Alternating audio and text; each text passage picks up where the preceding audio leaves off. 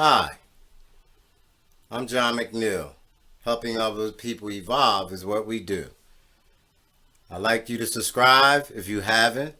Press the like button on any of the videos that you watch. And as I promised that I would be back with part 2 from Is Your Relationship Toxic? Well, today, is your relationship healthy? Yep, that is a good question. I have some references I'm going to read from. Same way I did the first video. And then we're going to have some fun. So sit back. I hope you can enjoy. Hope you can identify. And I hope it can help. And I hope it can give confirmation. Here we go. Does your partner encourage you to grow? Do you encourage your partner to grow? Do y'all share the same goals? I mean, like trying to have a better future? Do you want the same kind of relationship as your partner? In other words, are y'all working on this together, or do you just feel like you're stuck? Can you be yourself in the relationship? Do you accept your partner for who they are? And does your partner accept you for who you are? We're talking about healthy relationships here. Do you give and take from each other equally?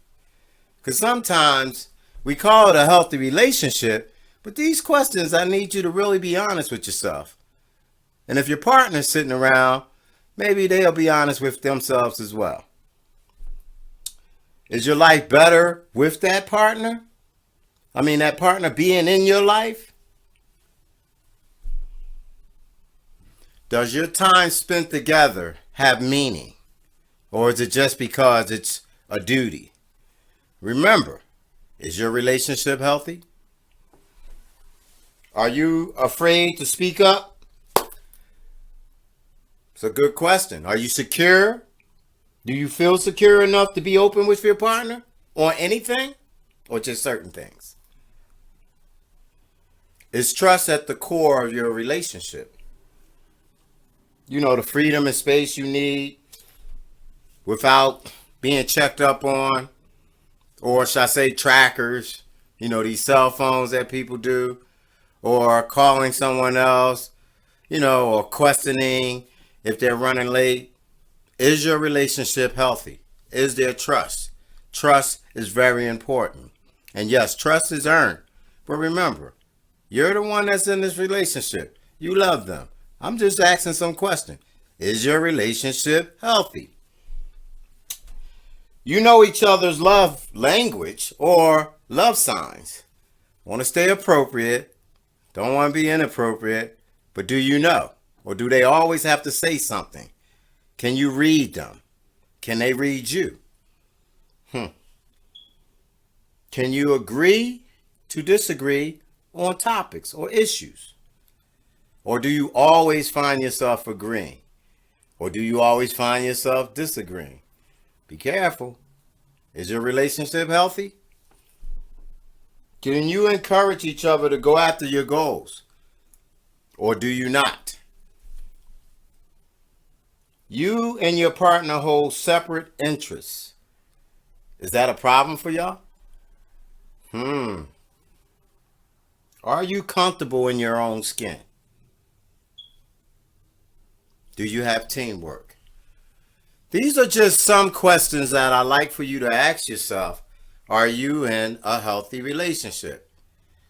And I want to say, it's important because I carry this belief system through life's experiences. You know, I was introduced to this. I'll bring 50 and that person brings 50 equals 100. I want to tell you in 2021, the way life is and the circumstances and situations, being in a couple, married or about to get married, whatever your situation is. For me, I don't want my partner to bring 50% to make 100. I'm in the business of, if we're going to tally up numbers, I'm going to want my partner to be able to bring as much as they can to the table. We already know there's an attraction. My reason for this is because I found that there are some times in a relationship that a person may not have that percentage because of the impact of whatever the situations that's going on in your lives. So are you willing and able to support and carry the other part or percentage until your partner rises back up because you love them and it's a healthy relationship? Or are you not? Because these are the things that I find that are important. I'm not okay if you can't trust me. I'm a people person. I deal with a lot of people. And I've experienced not being healthy, if you want to say. But how about over the years, I've conformed into that. And I really mean that a person needs to be able to accept me for who I am. And this woman that I'm with is working on that. See, I don't want you to think that I'm facilitating or giving videos with incorrect or just what the you version is about. We are trying to help other people evolve to change because the world we live in is serious and a lot of people are looking for love, and a lot of times the love may not be good love, but these are instructions to have a good, healthy relationship. So this way you can stand as one, as a unit, as a team. No family member should be able to divide you. No friend should be able to put a bad thought in your mind without you sitting down. I just asked the question, can you communicate with your significant other openly? Can you tell them anything? It's one thing I didn't put down on my reference questions. Are you friends? Is that person your best friend? Are you developing to become best friends? Because that stuff is important. If you get sick and unable to clean yourself, will that person aid you? And doesn't feel like it's a overwhelming labor task that they don't want to do, or they abandon you. Healthy relationships stick it out. There was a time in my life I went around asking a lot of older couples, how do you stay together? Or how long would usually be the first question. Some will say 30 years, some will say 40 years, some will say 50 years. And the woman usually be the one doing most of the talking, by the way. Every now and then the man might talk. But my point was I needed to find out from people who had experience from being together for so long, how were they able to? And would you believe that some of them were willing to tell me that they had some trials and tribulations during these earlier years of being together, but they worked through them. They worked through them with a lot of teamwork, a lot of hurt. The disagree to agree is not just a questionnaire for you to just hear me sit on this video to tell you. It's truth. My intent is to try to help you see what type of relationship are you in. Because you deserve the best. You should be happy, and so should your partner. Are you telling yourself the truth? Do you guys have goals that you're working for the future? Are you able to be reliable?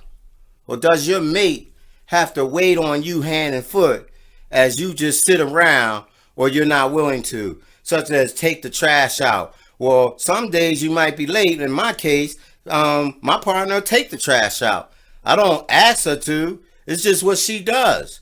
So what we do is as a team. Same thing with the child. We have a child. I don't have a problem with changing a diaper. I have a problem with taking him if I need to go, because I'm a parent as well as she is. She needs personal time, and we're working on where I can get my personal time. It's a rough spot, but I haven't fully gotten to a full-fledged healthy relationship in all these other areas that I'm describing, but we're working on it. You know why we're working on it? Because we're honest and we're willing. That's what gives us the opportunity to have a good chance to be successful with being together. Can you say that? In front of whoever is around? I don't know how many people will see this video, but I'm talking about being transparent instead of being fake and just telling you lip service. Are you comfortable in your own skin? Can you accept that individual entirely? Because I find out entirely is really challenging, because no matter what kind of love you have, that person is going to have some flaws. And I'm not telling you I agree with flaws, but can I accept them? Can I give myself time out? Hey, matter of fact, let me ask you this. How do you fight when you disagree? Do you fight as if like they become your enemy? Or do you fight with respect? Or you call them out their names as if like they not the ones that you're supposed to be in love with? Or can you control it? Good questions to ask yourself. Are you in a healthy relationship? Only you know. But it is important that you try to identify, because you're the one that's in love. You're the one that has put so many years together or trying to accumulate years together. You can't do that if you aren't unified together when your partner is doing what she's supposed to or he's doing what he's supposed to. I've come across some people who have a problem with their significant other making more money than them. I look at them and a couple times I said, you out of your rabbit behind mine. You're upset. You feel belittled because your wife or your woman, because it was a couple of them, is making more money than you and is coming to the house, is coming to the home, is coming to everything that y'all put together, but you're upset. That's some crazy stuff to be actually carrying on when you talk about your team. If you are a man and you feeling less than because your woman is making more money than you, you really probably need to do some soul searching. In fact, you probably need to make sure you tune into my next video, because it's going to fit a lot of individuals. And I know there's some women out there that's running the same way. But at the same time, you should learn how to appreciate that your partner is just making sure y'all don't want for nothing and ain't going to struggle. And then besides that, you bringing something to the table. It's not like you're just not working.